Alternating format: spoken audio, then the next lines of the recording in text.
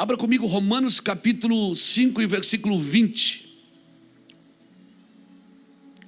Romanos capítulo 5, versículo 20.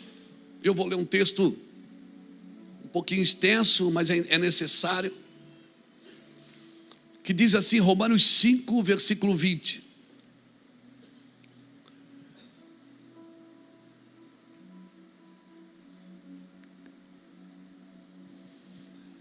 A lei foi concedida para que todos percebessem a gravidade do pecado. Mas à medida que o pecado aumentou, a graça se tornou ainda maior. Portanto, assim como o pecado reinou sobre todos e os levou à morte, agora reina a graça que nos declara justos diante de Deus e resulta na vida eterna por meio de Jesus Cristo, nosso Senhor. Capítulo 6. Pois bem, devemos continuar pecando para que Deus mostre cada vez mais a sua graça? Claro que não. Uma vez que morremos para o pecado, como podemos continuar vivendo nele?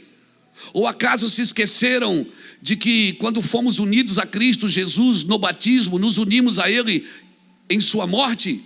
Pois pelo batismo morremos, fomos sepultados com Cristo, e assim como Ele foi ressuscitado dos mortos pelo poder glorioso do Pai, agora nós também podemos viver a nova vida. Diga comigo, nova vida. Uma vez que a nossa união com Ele se assemelhou à sua morte, assim também a nossa ressurreição será semelhante à dele. Sabemos que a nossa velha natureza foi crucificada com Cristo para que o pecado não tivesse mais sobre nossa vida e dele deixássemos de ser escravo. Você não é mais escravo do pecado, querido. Pois quando morremos com Cristo, fomos libertos do poder do pecado. Então, uma vez que morremos com Cristo, cremos que também com Ele viveremos. Temos certeza disso, pois Cristo foi ressuscitado dos mortos e não mais morrerá. A morte já não tem nenhum poder sobre Ele. Quando Ele morreu, foi de uma vez por todas, para quebrar o poder do pecado. Mas agora que Ele vive, é para a glória de Deus. Da mesma forma, considerem-se mortos para o poder do pecado e vivos para Deus em Cristo Jesus. Não deixe que o pecado reine sobre o seu corpo, que está sujeito à morte, cedendo aos desejos pecaminosos. Não deixe que nenhuma parte do seu corpo se torne instrumento do mal para servir o pecado. Mas em vez disso, entregue-se inteiramente a Deus, pois vocês estavam mortos e agora tem a nova vida. Portanto, ofereça o seu corpo como instrumento para fazer o que é certo para a glória de Deus. O pecado não é mais seu senhor. O pecado não é mais seu senhor. O pecado não é mais seu senhor, pois vocês já não vivem sobre a lei, mas sobre a graça de Deus. Pois bem, uma vez que a graça nos libertou da lei, quer dizer que podemos continuar pecando? Claro que não. Vocês não sabem que se tornam escravos daquilo que escolhe obedecer? Vocês não sabem que se tornam escravos daquilo que escolhe obedecer? Podem ser escravos do pecado quem conduz à morte, ou podem escolher obedecer a Deus que conduz à vida de justiça. Graças a Deus, porque antes vocês eram escravos do pecado, mas agora obedecem de todo o coração a este ensino que lhe transmitimos. Então, livres da escravidão do pecado, se tornaram escravos da justiça. Uso o exemplo da escravidão para ajudá-los a entender isso tudo, pois sua natureza humana é fraca. No passado, vocês se deixaram escravizar pela impureza e pela maldade, o que os fez afundar ainda mais no pecado. Agora, devem se entregar como escravos à vida de justiça, para que se tornem santos. Quando eram escravos do pecado, estavam livres da obrigação de fazer o que era certo. Uau! Quando eram escravos do pecado, estavam livres da obrigação de fazer o que era certo. E qual foi o resultado? Hoje vocês se envergonham das coisas que acostumavam a fazer, coisas que acabaram em morte. Agora, porém, estão livres do pecado, do poder do pecado, e se tornaram escravos de Deus, pois fazem aquilo que conduz à santidade e resulta na vida eterna. Pois o salário do pecado é a morte, mas o dom gratuito de Deus é a vida eterna em Cristo Jesus, nosso Senhor. Uau, uau, uau. Li 25 versículos. Glória a Deus. Li os 25 versículos. Graças a Deus. O que eu aprendo aqui? Irmão, Adão saiu da eternidade e entrou no tempo. Você já ouviu isso? Esses trocadilhos na igreja. Jesus saiu da eternidade e entrou no tempo. Para quê? Para me tirar do tempo e me levar para a eternidade. Glória a Deus. Aí eu quero segurar Jesus aqui na terra para abençoar o meu futuro na terra. E eu esqueço de construir sobre fundamentos eternos. O que é construir sobre o fundamento eterno? É construir um futuro, mas em cima de fundamentos que se apoderam da vida eterna. Ou seja, se eu tiver que escolher em ser bem sucedido aqui ou ser bem sucedido na vida eterna, eu preciso escolher primeiro a vida eterna. Isso não me impede de ser bem sucedido aqui, mas você é escravo daquilo que você escolhe viver. A Bíblia está dizendo isso. Quando vocês eram escravos do pecado, vocês estavam livres da obrigação de fazer o que é certo. E qual foi o resultado? A Bíblia pergunta. Hoje vocês se envergonham, ou seja, deixa eu me incluir aí também. Hoje nós nos envergonhamos de coisas que costumavam a fazer, coisas que acabaram em morte. Agora, porém, estão livres. É isso que Paulo está dizendo. Agora você está livre do pecado e se tornou escravo da justiça, ou seja, de Cristo. Por isso que Paulo dizia: eu sou escravo de Cristo. Ou seja, hoje vocês fazem aquilo que conduzem vocês à santidade e que resulta na vida eterna. Ou seja, assim como você foi escravo do pecado, você escolheu aquilo que trazia prazer para a sua carne e para a sua alma, e você é escravo daquilo que você escolhe. Você sempre será escravo e submetido àquilo que você escolhe viver, seja na carne ou seja no espírito. Aleluia! Pois o salário do pecado é a morte, mas a dádiva de Deus é a vida eterna em Cristo Jesus, nosso Senhor. Aleluia! Então, quando eu falo aqui que nós devemos usar de misericórdia, mas, irmão, eu não estou dizendo que nós devemos tolerar o pecado. Jesus, ele ama o pecador, mas ele abomina o pecado. Eu não posso tolerar pecados, controles, manipulações. Não, porque a Bíblia abomina isso. O Senhor está dizendo: eu te dei um corpo, você serviu o diabo com esse corpo, você fazia as coisas do seu jeito, era para o seu prazer, era para a sua dádiva. Aí você entregou a vida para Jesus. Agora o Senhor espera o quê? Que você use o mesmo corpo que servia ao diabo para servir a Deus. A minha pergunta é: se eu queria levar a minha vida como eu sempre levei no passado, então por que eu entreguei ela para Jesus? Se eu não queria mudar de vida, por que eu entreguei minha vida para Cristo? Porque é um momento que eu entrego a minha vida para Cristo, eu preciso me submeter a essa nova vida. Por isso eu preciso discernir. Eu preciso ajudar e servir pessoas, sim, mas eu preciso levar as pessoas a nascer de novo. Aleluia! Porque as pessoas precisam nascer de novo, porque elas também têm que se submeter àquilo. Tem pessoas que são submetidas a outras pessoas, não são submetidas a Cristo. Tem pessoas que são submetidas a denominações, mas não são submetidas a Cristo. Não são.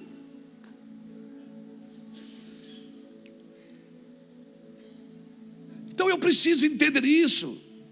Paulo está dizendo, no verso 19, ele diz o quê?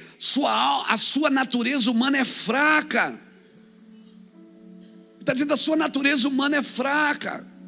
No passado vocês se deixaram escravizar pela impureza e pela maldade, o que fez você se afundar ainda mais no pecado. Agora ele está dizendo: mas agora, a mesma forma, irmão, com a mesma intensidade que a gente passava noite na zoeira, hoje o cara não para orar 1 hora.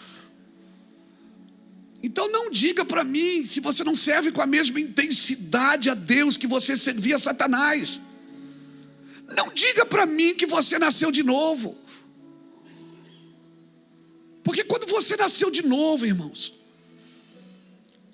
o Senhor está criando um novo céu e uma nova terra para quem nasceu de novo.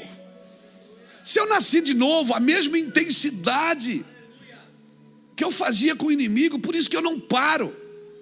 Não estou dizendo que eu sou modelo, não. Modelo é Cristo.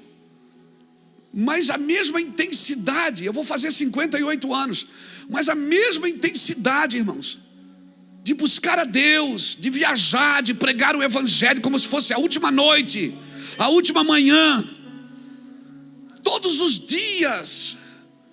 Sabe, às vezes eu vejo pessoas servindo a Deus com o que sobra do seu tempo, com o que sobra das suas finanças, com o que sobra da sua vida.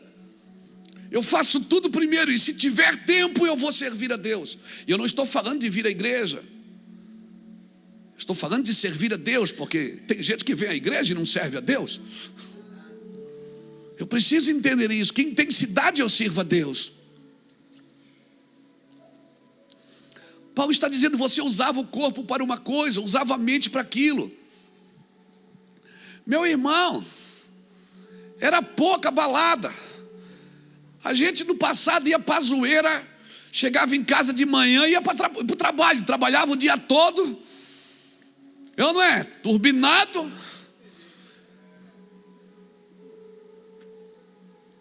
Virava a noite.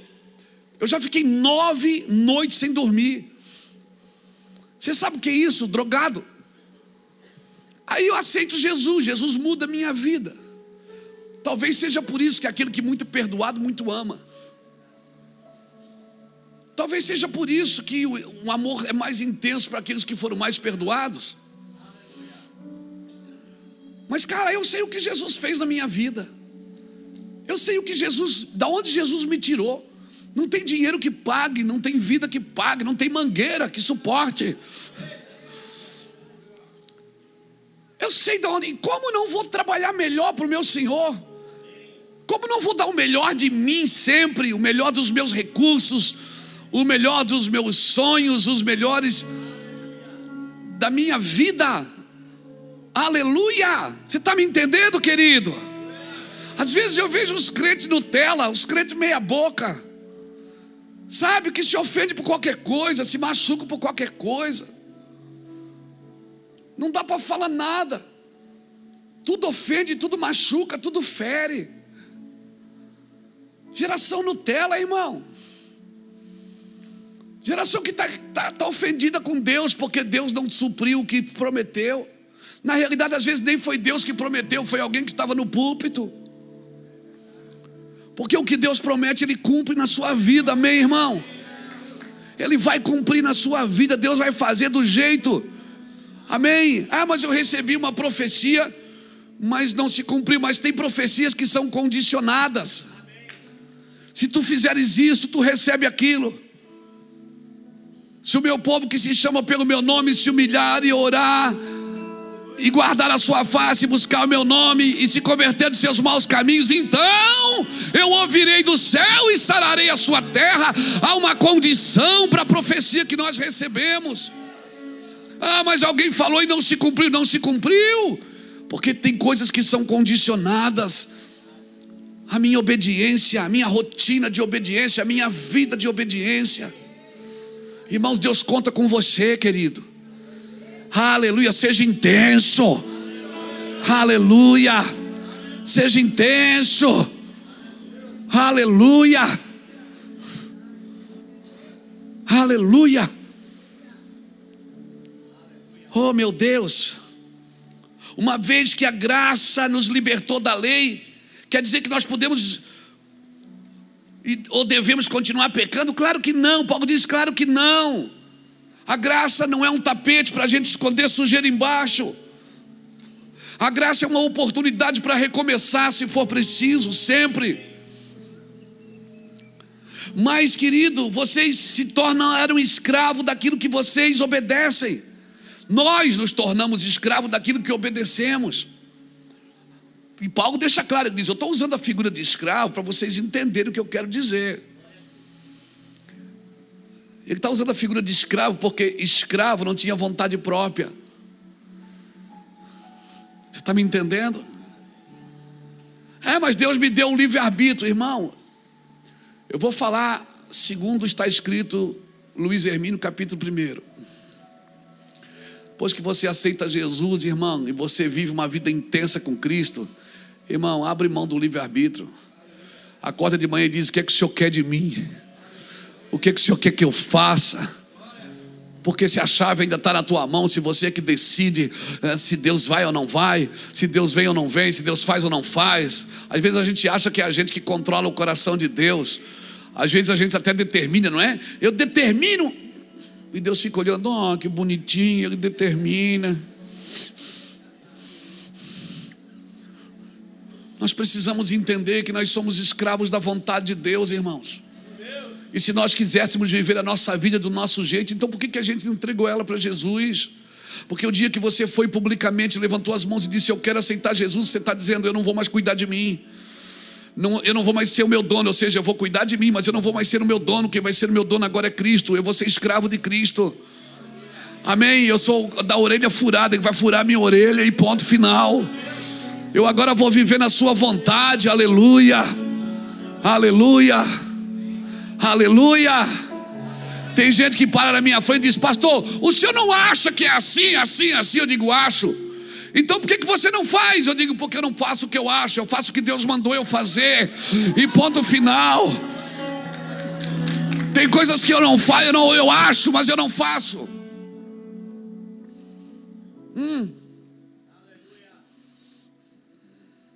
Tem gente que me procura às vezes assim: pastor, quero sair da igreja. Eu disse: por quê? Porque eu não concordo com as coisas aqui. Eu digo: eu também não concordo. Leva eu junto, para onde você vai? Mas o senhor é o pastor. Eu digo: não, quer dizer que eu tenho que te aturar, você não pode me aturar. Eu tenho que te suportar e você não pode me suportar. Mas eu não concordo. Eu disse: eu também não concordo. Você acha que eu concordo com tudo que acontece aqui?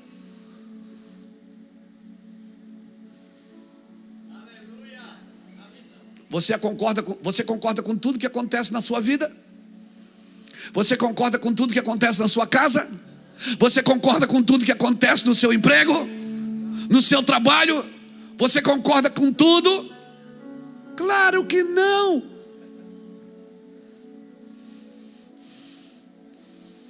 Às vezes eu chego aqui, eu digo: quem foi que botou aquela cadeira ali? Não é ali. Minhas bandeiras tiradas daqui, cadê elas? Estão ali. Meu Deus, por quê? Eu não concordo. Aleluia. O que você está fazendo aí? Eu não concordo. Então, escravo não tem vontade. Quando Paulo diz que nós somos prisioneiros de Cristo, por isso os judeus, um dia Paulo estava na frente do rei Agripa. O rei Agripa disse: liberta Paulo, pode libertar ele. Paulo disse: eu não quero ser liberto, quero ir para Roma. Aí o rei Agripa dizia: mas você é meu escravo, você é meu prisioneiro. Os judeus diziam: você, Paulo, é nosso prisioneiro. E ele dizia: não, vocês estão atrasados, eu sou prisioneiro de Cristo. Mas você vai para Roma fazer o que? Eu estou te libertando. Eu vou para Roma porque Deus falou que eu vou morrer lá. Eu já sei o que vai acontecer comigo lá, mas eu vou para lá porque Deus me deu uma palavra e eu vou escolher isso. Eu sou escravo daquilo que eu escolhi viver. Aleluia. Levante sua mão. Eu oro por uma intensidade dos céus sobre a sua vida. Eu oro por uma intensidade dos céus sobre a sua casa. Ei, eu oro que toda essa depressão que tem tomado a sua alma, eu oro para que essa depressão que tem tomado a sua alma caia por terra, em nome de Jesus. Em nome de Jesus. Eu oro por uma intensidade no seu espírito. Aleluia. Eu vou te falar uma coisa. Me entenda no seu espírito. Você não precisa acordar às 5 horas da manhã para tomar banho gelado para se sentir alguém. Você precisa buscar Deus 5 horas da manhã. Você precisa ligar o som 5 horas da manhã, se prostrar de joelhos, pegar a sua Bíblia, e Ele vai jogar um balde de água fria assim em você, e vai dizer: eu vou te erguer, Luiz, Eu vou te erguer, João. Eu vou te erguer. Essa depressão espiritual, essa depressão que está na sua alma, essa igreja almática, irmãos. Essa igreja almática, depressiva.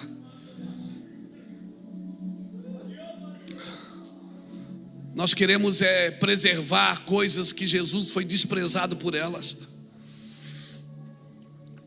Se torna escravo da justiça de Deus. Todo aquele que é livre do pecado se tornou escravo da justiça. Eu vou repetir: todo aquele que é livre do pecado se tornou escravo da justiça. Só que a diferença aqui é que você é escravo do amor. As cordas que te amarram são cordas de amor. Ele me atraiu com cordas de amor. A Bíblia diz que Ele me atraiu com cordas de amor. Ele me amarrou, mas foi no amor dele. E deixa eu te falar, o amor não se poupa. O amor poupa o outro. O amor não se poupa. O amor sempre poupa o outro. Quando você conhece alguém que ama, é alguém que não poupa a si mesmo, poupa o outro, que está sempre trabalhando para poupar o outro. Você pega duas figuras importantes na Bíblia, Pedro e Paulo. Pedro se comportava de uma forma com os circuncidados e de outra forma com os que não eram da circuncisão. Pedro estava se comportando de um jeito com um grupo e de um jeito com outro grupo. Aí você pega Paulo, que prega contra a circuncisão, mas aí vai lá e circuncida Timóteo em Jerusalém. Tá, qual é a diferença? É que Pedro estava poupando a si mesmo, Paulo estava poupando o evangelho, estava poupando a Timóteo. Então entenda que quando o amor, se você é escravo do amor, você não poupa a si mesmo, você está sempre poupando o outro. E o evangelho é isso, irmãos. Tem gente que acha que está descansando em Deus. Não, eu estou descansando em Deus. Não, você está morno. Isso é mornidão, não é descanso em Deus. Porque você pode descansar em Deus aguardando, esperando e servindo. Nós não podemos confundir mornidão. Mornidão, está certo? Existe essa palavra, né? Mornidão com maturidade. Maturidade é o frio que está esquentando. Quando ele esquenta, ele vira maduro. Agora, mornidão é o quente que está esfriando. O morno não é o frio que esquenta, é o quente que esfria. Não se trata de ser pentecostal ou não, irmãos. Se trata de ser intenso. Não, mas eu sou assim, que eu sou batista, eu sou presbiteriano. Não, irmão, não é isso. Sou da reforma, não sou, que coisa arada. Tem prateleira para todo mundo hoje. Mas eu estou falando de você ser intenso, de você crer. Eu creio, por isso que eu falo. Você crê, você vive. Aqueles caras da fogueira, você vai em Roma, você chora lá dentro do Coliseu, porque você lembra daqueles filmes que você assiste.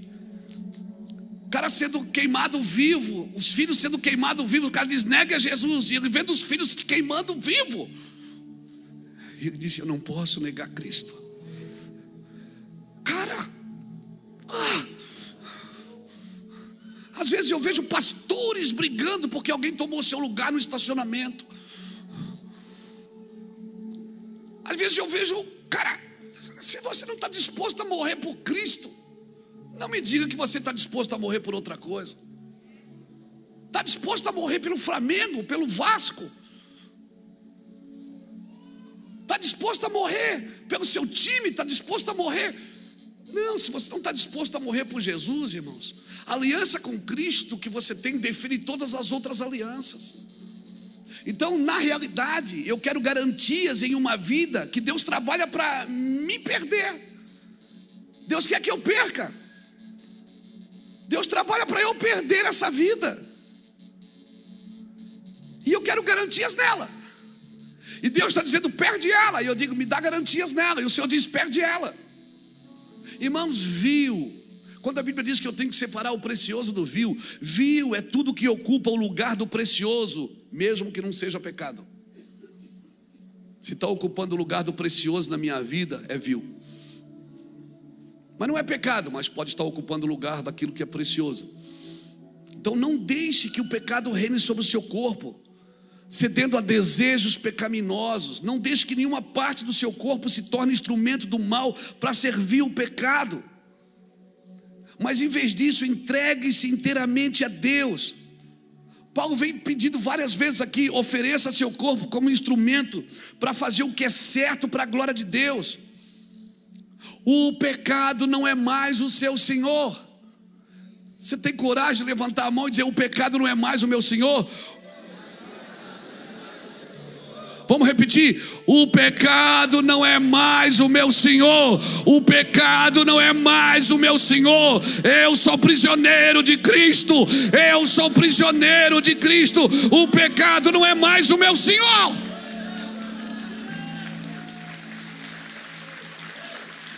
Deus não vai te dar garantias numa vida que Ele quer que você perca. Deus não pode abençoar aquilo que está errado. Ele não vai abençoar o que está errado.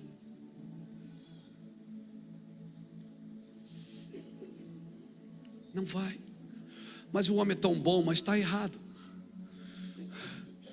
Porque o que me sara não é a bondade, é a verdade.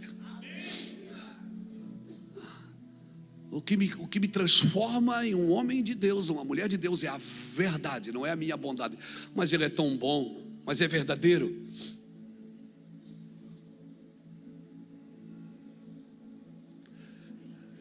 É a verdade que me transforma. O pecado não é mais o meu senhor, pois vocês já não vivem mais sobre a lei do pecado, mas sobre a graça de Deus. E uma vez que morremos para o pecado, como podemos continuar vivendo nele? Se já morremos com Cristo, temos que ressuscitar com Cristo. Quando fomos unidos a Cristo Jesus no batismo, nos unimos a Ele na sua morte. Pois pelo batismo morremos e fomos sepultados com Cristo. E assim com Ele também ressuscitamos dos mortos pelo poder glorioso do Pai. Agora nós podemos viver essa nova vida, irmãos, dizendo para o nosso corpo o que ele tem que fazer, dizendo para a nossa mente o que ela tem que pensar. E quando eu desviar a minha mente, eu posso trazê-la de volta. Eu posso orar e dizer: Deus, limpa a minha mente. Eu não sou esse homem, eu não posso pensar isso, porque eu não sou mais esse homem. Porque se o diabo tentar você e você permitir, você vai alimentar a sua mente. E se você não for, irmão, confissão é uma questão de rapidez, arrependimento é uma questão de rapidez. Eu tenho que ser rápido nisso, porque senão, se eu não confesso o que está na minha mente, não, mas eu não pratiquei, mas ela vive na minha mente todo dia, toda hora, todo dia, toda hora, todo dia, toda hora. O que é que eu faço? Você confessa: Senhor, minha mente, mas ela quer isso, mas eu digo para minha alma: quieta-te dentro de mim, porque tu ainda o louvarás. E quando vir pensamento impuro, você levanta a mão e diz: eu te repreendo. Você não é da minha cabeça. A minha mente é de Cristo. Eu tenho a mente de Cristo. Eu fui renovado na mente por Cristo. Pelo batismo morremos e fomos sepultados com Cristo, assim como Ele foi ressuscitado dos mortos pelo poder glorioso do Pai. Agora nós também podemos viver essa nova vida. E quando morremos com Cristo, somos libertos do poder do pecado. Então, uma vez que morremos com Cristo, cremos que também com Ele viveremos. Aleluia. Considerem-se mortos para o poder do pecado, vivos para Deus em Cristo Jesus. Amém. Você crê nessa palavra? Você pode dizer, dar vozes de comando para sua mente: mas pastor, é todo dia, o diabo não vai desistir.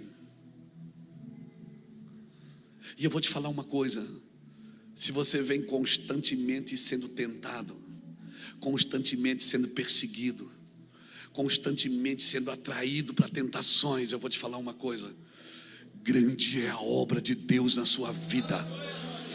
O diabo, ele não sabe tudo, porque ele não é onisciente, nem onipresente, nem onipotente. Mas pelos sinais dos céus, pelas movimentações dos céus na sua vida, Ah, meu filho, se você está sendo perseguido, tentado, se prepare, porque Deus tem algo grande aí para você. E se você vencer isso, certamente você vai crescer um nível. Você vai crescer um nível. Você cresce um nível quando faz o dever de casa, meu irmão. Aleluia. Quando você vence. Aleluia. Aleluia. Glória a Deus. Efésios capítulo 5, versículos 6 a 10. Efésios 5, de 6 a 10. Diz assim: não se deixe enganar por palavras vazias, pois a ira de Deus virá sobre os que lhe desobedecem. Não participem dos que essas pessoas fazem, pois antigamente vocês estavam mergulhados na escuridão, mas agora têm a luz do Senhor. Vivam, portanto, como filhos da luz, pois o fruto da luz produz apenas o que é bom, justo e verdadeiro. Bondade, justiça e verdade é a tua bandeira, novo homem. Bondade, justiça e verdade é a tua bandeira, nova mulher. Aleluia. Você que nasceu de novo, bondade, justiça e verdade. Bondade, justiça e verdade é a sua bandeira. Olha o que diz o verso 10. Procurem descobrir o que agrada ao Senhor. Como é que você descobre o que agrada a Ele? Como, irmão? Como? Conversando com Ele. Senhor, o que o Senhor gostaria que eu fizesse? Como o Senhor gostaria que eu fosse? O que o Senhor espera de mim? Cara, isso é vida de Deus. Isso é vida de Deus na sua vida. Isso é poder de Deus. Oh, meu Deus, se preparem. Oh, meu Deus, se preparem. A terra estava desordenada, vazia, vivendo em trevas. A terra era sem forma e vazia, estava desordenada e vazia. A desordem, a operação das trevas. A desordem e a operação das trevas produz um vazio em qualquer lugar, em qualquer pessoa. E tudo que está desordenado, quando vem a luz, traz ordem. Por isso que Jesus disse: eu sou a luz do mundo. Ele disse depois: enquanto eu estiver no mundo, eu sou a luz do mundo. Mas depois, quando ele estava para partir, ele disse: vós sois a luz do mundo. Não se esconde uma lâmpada debaixo de uma vasilha, se coloca no alto para que ilumine todos os que estão na casa. Tudo que está desordenado, quando vem a luz, vai para a ordem. E se preparem, a luz está aumentando nessa nação. Você vai ver muita gente em desordem hoje, em desordem espiritual, em desordem emocional, em desordem física, econômica, ministerial, familiar. O que é que falta nessas casas, irmãos? O que é que falta nesses lugares? Falta luz, falta clareza, falta Cristo. Então eu ouso dizer que o arrependimento que precisamos hoje é porque estamos vivendo em desordem. Não é um arrependimento somente pelo pecado que cometemos, mas é pela desordem que vivemos. Porque muitas vezes não estamos cometendo pecados capitais, como diz assim, mas estamos vivendo em desordem. Desordem emocional, desordem financeira, desordem familiar, desordem relacional. Nós precisamos entender que desordem é tudo que não é Cristo, porque Cristo é luz, Cristo é ordem, e tudo que vive em desordem vive sem Cristo. Nosso arrependimento tem que ser pelo pecado, mas também pelo vazio que temos de Cristo. Paulo, que matava cristão, irmãos, achando que estava vivendo e fazendo a ordem de Deus. No caminho de Damasco, os céus se abrem e a luz vem. E a luz brilha sobre Saulo de Tarso. E a luz mostra para ele que ele estava em desordem. E o pior, não é estar em desordem, é achar que está em ordem. O pior não é estar em desordem, é achar que está bem. E esse é o pecado da igreja dos nossos dias. Laodiceia pensa que é rica, pensa que não lhe falta nada, mas o Senhor diz: você não sabe. Ou seja, você está noiada, você está em desordem, você não sabe que você é miserável, pobre, cega e nua. Você acha que é uma coisa porque você tem um templo bonito, você tem pregadores famosos, você tem pessoas bem vestidas, você tem bons dízimos e ofertas, e você acha que é rica. Você está em desordem. Mas eu aconselho, porque Deus não deixa ninguém em desordem. Ele diz: eu te aconselho. Meu Deus, eu te aconselho que de mim tu compre ouro puro, para que você seja rica. Compre colírio para você ver o que realmente é vida. E você compre vestes brancas para tampar a vergonha da sua nudez. Se arrependa de tudo que você vive e faz que não é Cristo na sua vida. Porque tudo que construímos sobre o orgulho não tem Cristo. Isso vai precisar ser removido. Amém? Deus está aprontando algo para assumir aquilo que está sendo removido. Se prepare. Se prepare vocês. Independente do lugar que você vive e aonde você trabalha. Deus está prestes a remover muitas coisas. Tem muitas coisas que já acabaram. Martin Scott, um profeta escocês, ele diz uma coisa: que Deus dá as coisas por terminadas antes delas serem removidas. Tem coisas que para Deus já terminou, Ele só não removeu. Ele terminou com Saul, só removeu 40 anos depois, mas Ele já terminou com ele. Tem coisas nessa nação que já terminaram, só Deus não removeu. Se preparem, porque você vai assumir o lugar daquilo que está sendo removido. Ei, se preparem, eu estou falando, levante a sua mão e receba isso, porque isso é profético. Não é chavões, não é Deus vai te dar vitória, não. É se preparem. Se preparem para assumir esses lugares que vão ficar vazios por causa das remoções que Deus irá fazer.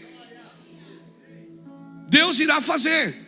Deus está aprontando algo para assumir o que está sendo removido. Então por que Deus não remove? Porque primeiro Ele tem que aprontar. Como assim? Se você demora para aprontar, Deus também demora para remover. Deus não mandou o dilúvio enquanto a arca não estava pronta.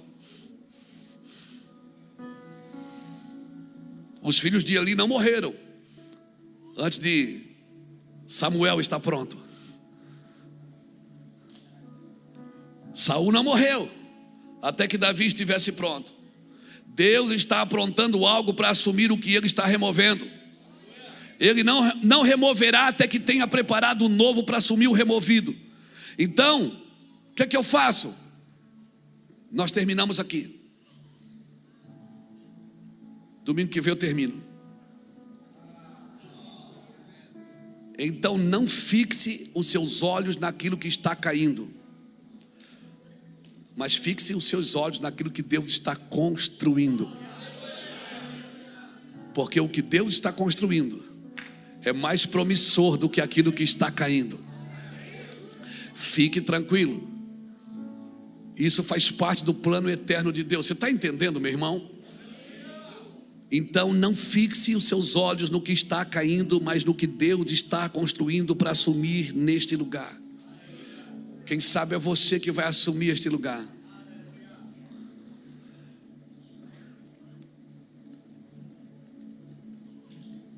Eu me lembro quando Deus começou a nos preparar, eu e Iraci, em 1998, para assumir um lugar nessa cidade, de coisas que Deus estava removendo. Em 1998, Deus começou a preparar minha casa. E foi essa palavra que Ele disse: eu vou remover algumas coisas, se preparem para assumir os lugares que vão ficar vazios por causa das minhas remoções. Se preparem. Tem coisa que você está... O senhor está dizendo que Deus vai ter que matar alguém para me levantar? Não estou dizendo isso. Eu estou dizendo que tem lugares que Deus vai fazer, Ele vai remover e vai colocar as pessoas que estão prontas para esses lugares. Então se prepare agora. Jesus trabalhou 30 anos de carpinteiro, mas Ele não foi chamado para ser carpinteiro. Ele foi chamado para ser salvador. Mas Ele ficou lá na carpintaria se preparando. Ele estava moldando madeira, moldando mesa, até o dia que ele foi chamado para moldar pessoas. Se prepare. E sabe quem é que cuidava dele? Sabe quem cuidava dele? José. José era pai dele? Não. Jesus era filho de Deus. José era tudo que Jesus aprendeu. Tudo que Jesus aprendeu acerca do judaísmo, ele aprendeu com José. José ensinava Jesus. O que eu tenho a ver com isso? Deixa eu te falar. Quando o Senhor falou com Maria que ela ia ter um filho, o Senhor disse: você vai ter um filho. Ela disse: ok, que assim seja. Irmãos, o maior problema, porque ela estava noiva, ela ia se casar. Por que Deus não pegou alguém que com menos problema? Parece que Deus complica as coisas. José, quando descobriu que ela falou: José, eu estou grávida do Espírito Santo. Se a sua noiva chegasse hoje e dissesse: estou grávida do Espírito Santo, você acreditaria? Não. José, ele não acreditou também, mas ele teve caráter, porque ele fugiu.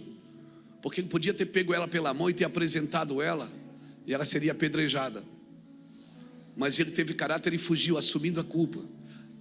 Mas o Senhor visitou ele num sonho e disse: Zé, cuide do menino para mim. O menino é meu filho. José voltou atrás, ficou com aquela mulher, não teve relações com ela até ela parir o seu filho, o Filho de Deus. Escute isso, irmãos. Só que dali por diante você vai perceber uma coisa: Deus não falava mais com Maria, só falava com José. José, pega o menino, vai para o Egito. José, traz o menino de volta. José, vai para lá. José, vai para cá. Por quê? Porque quando você resolve a cuidar de coisas ou de alguém que não foi você que gerou, o nível de revelação que você vai andar é outro. Então, se Deus colocar alguém no seu colo para você cuidar, quando é Deus que coloca, não se importe quanto você vai gastar, porque Deus vai abrir os céus em revelação para você. Se preparem para cuidar de gente que não foi você que gerou. Eu vou te falar, se prepare para cuidar de gente que não foi você que gerou. E a maioria deles vem com abacaxi, troféu abacaxi na mão assim. E você diz: não, é muito BO para mim, não vou cuidar disso não. Se prepare para assumir lugares que estão sendo removidos por Deus. Você crê nessa palavra? Eu deixo essa palavra no seu coração e convido você que está aqui nessa noite para entregar a sua vida para Cristo. Você que já foi escravo do pecado e hoje quer ser escravo de Cristo, prisioneiro de Jesus, algemado com cordas de amor, com paixão, com amor que você nunca experimentou. Nenhum homem é capaz de te dar esse amor, nenhuma mulher é capaz de te dar, nem seus pais conseguiram. Ninguém consegue suprir este vazio no seu espírito, porque só Ele pode falar aí. Quem fala aí é Deus. Então você que está aqui nessa noite, que nunca publicamente confessou Jesus como seu Senhor, se com tua boca confessares e com o teu coração creres, Jesus vai mudar a sua vida, vai transformar a sua casa, vai mexer nos seus negócios, vai mudar a sua vida por inteiro. Eu te garanto isso. Então eu quero convidar você que quer isso a sair do seu lugar. Não precisa apagar a luz para deixar o ambiente gostoso, não precisa botar um som triste, não. Tem que ser pela verdade. Tem que ser pela verdade. Se você quiser, hoje é a sua noite. Jesus pode tocar a sua vida agora. Isso aconteceu comigo faz 29 anos, em 1995, 1h15 da tarde. E de lá para cá eu venho nascendo de novo da água e do Espírito. Se você quiser, sai do seu lugar, vem aqui na frente agora, eu quero orar por você. Vim te buscar no corredor. Volta para casa cheio, transformado, transformada, liberto, liberta. Isso. Jesus tem algo para fazer na sua vida, mulher. Algo que vai transformar a sua casa. Amém. Algo que vai mudar a sua vida. algo que vai transformar a sua casa. Ninguém tem a capacidade de te amar como Jesus te ama. Ninguém tem a capacidade de te amar como Jesus te ama. Ninguém consegue fazer isso. Deixa Ele te abraçar com cordas de amor. Paulo está dizendo, eu usei a palavra escravo para você entender o que eu quero dizer. Mas é escravo do amor de Cristo. O amor não se poupa, o amor poupa o outro. Por isso que Ele não se poupou, Ele poupou você. E hoje você tem o privilégio de se render a Cristo, porque Ele poupou você. Ei! Deus abençoe sua vida, querido. Deus vai mudar sua casa, sua vida. Amém? Você crê nisso? Vem cá com a gente. Glória a Deus. Glória a Deus. É o mínimo. Já valeu a pena. Só as mulheres, irmãos. Cadê os machos?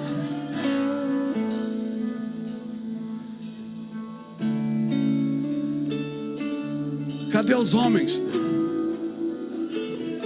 Aleluia.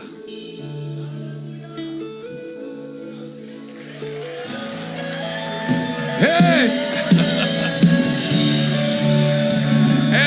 É interessante. Interessante que ele está com a camisa do Fortaleza. E em Fortaleza todo mundo chama, aí macho. Eu chamei o macho e o macho veio aí. Deus abençoe sua vida, querido. Deus vai mudar a sua vida, mudar a sua casa. Você tem cara de boleiro, viu? Glória a Deus. Deus abençoe, querido. Deus vai mudar a sua vida, a sua casa. Amém. Glória a Deus. Fica aqui com a gente vai orar por vocês. Fica de pé, igreja. Vamos orar por eles. Aleluia. É o mínimo que eu poderia fazer.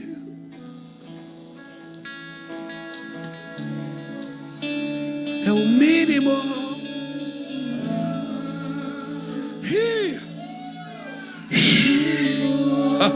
Eu poderia fazer. Estende a mão para cá. Pai, nós oramos por essas pessoas que estão confessando o Teu nome hoje. Ore com eles, que estão confessando o Teu nome hoje, que estão agradecendo ao Senhor pela vida. Essas pessoas que se rendem a Ti por amor à vida. Sim, Senhor. Torna-os prisioneiros por amor a Ti, Senhor.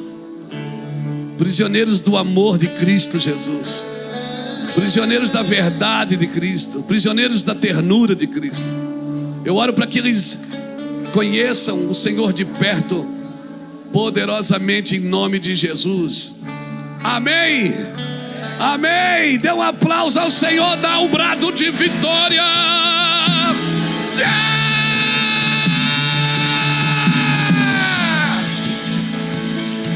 É o mínimo. É o mínimo. Leva eles ali, Marlene. Pastora, leva elas ali, para elas ganhar um presente ali e levar para casa. Amém? Então, você é escravo daquilo que você escolhe viver. Você é servo das suas escolhas. Então, entendendo isso, sai do seu lugar, vem aqui para frente, vamos terminar juntos aqui orando, para que o Senhor nos ensine a escolher a coisa certa sempre.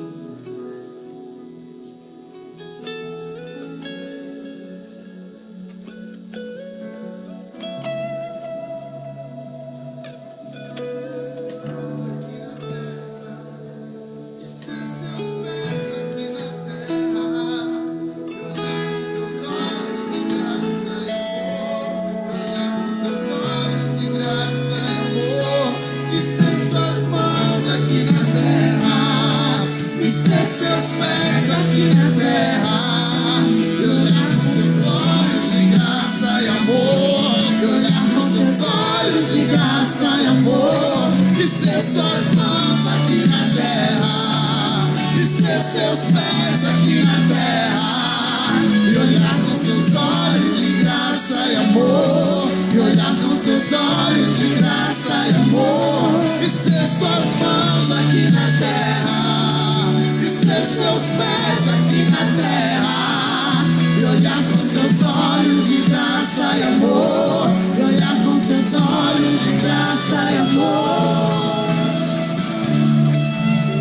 Aleluia. Aleluia. O salário do pecado é a morte, mas o dom gratuito de Deus é a vida eterna. Baixo dessa palavra, irmãos, eu quero abençoar a tua vida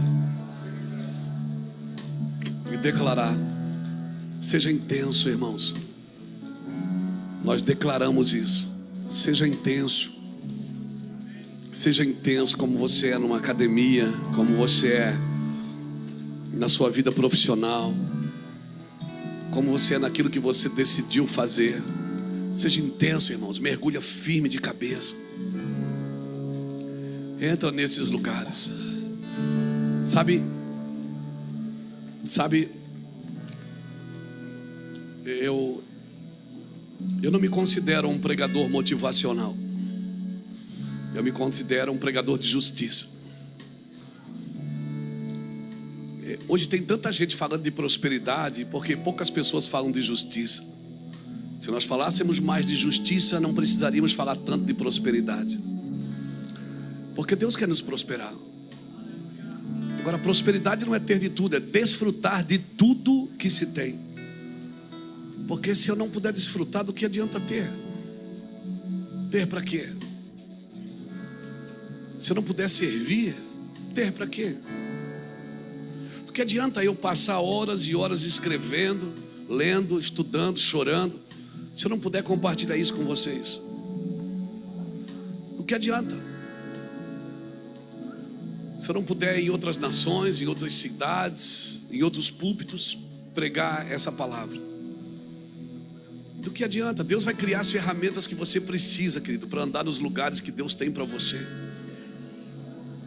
Mas use o seu corpo como ferramenta, como instrumento. Ele disse: use o seu corpo como instrumento de bondade, de justiça e de verdade. Use o seu instrumento, use aquilo que Deus te deu de melhor, o seu corpo, a sua vida. Essa é a sua vida, você não vai ter outra aqui na terra. Essa é a sua vida. E nós vamos envelhecendo, não é? Nossa carne vai sentindo, nosso corpo vai sentindo, porque cada vez mais vai ficando menos de você com você. Mas Paulo diz uma coisa em 2 Coríntios capítulo 4, versículo 12 em diante. Ele diz: ainda que o homem exterior se desgaste, o homem interior se renova a cada dia. Então você pode ir se desgastando, e não adianta, que fora a gente, né, pode esticar para onde você quiser, mas uma hora vai acabar. Mas o homem interior, ele tem que se renovar. Então o que acontece fora de você tem que deixar você melhor por dentro. A estrada estreita tem que te expandir por dentro. A porta estreita tem que te expandir por dentro. Porque o que vale para Deus é as intenções daquilo que você faz, não a sua ação daquilo que você faz. Então a minha oração é que nessa noite aqui Deus mostre isso para você. Sabe, se você está crescendo por dentro, querido, a carne, ela vai acabar. A carne vai virar pó. O que é pó vai voltar a pó, mas o que é de Deus vai voltar para Deus. Então preserve aquilo que é de Deus com a mesma intensidade com aquilo que você preserva aquilo que é do pó. Preserve aquilo que é de Deus da mesma intensidade que você preserva aquilo que é do pó. Porque um dia essa carcaça aí vai para o pó, o vasilhame vai voltar para a terra, porque o que é da terra volta para a terra, mas o que é de Deus volta para Deus, irmãos. Essa consciência que eu preciso ter para servir a Deus, para fazer negócio, para qualquer coisa na minha vida. Eu não tenho vida secular. As pessoas perguntam: se é pastor, sou. E na vida secular você faz o quê? Não existe vida secular para quem serve a Deus. Tudo é espiritual para quem é espiritual. Ou seja, um negócio que você está fazendo, aquilo tem conotações espirituais, irmãos. Esse dualismo grego que separou a matéria do espírito, que diz que você é matéria e é espírito. Não, você é espírito. A tricotomia existe sim, espírito, alma e corpo, mas você é espírito que tem uma alma e habita em um corpo. Mas você não tem vida secular, querido. Você não põe uma roupa de domingo, uma roupa espiritual para ir no culto. Não, você é um homem espiritual em qualquer ambiente que você se encontra. Amém, querido? Você é um ser espiritual em qualquer área da sua vida. Porque se você se comportar como um homem espiritual, uma mulher espiritual, as coisas serão discernidas na sua vida espiritualmente. Você vai ter respostas para aquilo que não tem resposta. Você vai saber lidar, inclusive com a vida dos outros que vivem na carne. Amém, querido? Essa é a minha oração, para que você entre nesse lugar e os olhos se abram. Seus olhos se abram. Amanhã vai ser um dia diferente. Amanhã eu quero declarar, quando você estiver fechando o negócio, conversando com a caneta na mão, decisões que você tem que tomar, eu oro para que o Espírito de Deus tome você e você se mova espiritualmente. Amém, irmãos? Amém? Não seja espiritual só quando o crente está, quando o pastor está, não. Jesus era espiritual até com o diabo. Pai, em nome do Senhor Jesus Cristo, nós oramos para que o Senhor abençoe essa geração com discernimento, Senhor. Traga para nós discernimento, Senhor. Amarra-nos com cordas de amor em Ti. Não nos permita fugir de Ti, Senhor. Não nos permita fugir de Ti. Amarra-nos com cordas de amor em Ti. Amarra-nos para Ti com cordas de amor, Jesus. Ei, Jesus, atraia-nos com o Teu coração, Senhor. Ei, Jesus, aleluia. Eu oro para que você seja empoderado por Jesus nessa semana. Amém. Levante as suas mãos e aplauda ao Senhor. Que Jesus te abençoe e te guarde. Que o Senhor levante os seus olhos sobre ti e tenha misericórdia de nós. Que o Senhor sobre nós levante o seu rosto e nos dê a paz que excede a todo o entendimento. Amém. Vai na paz.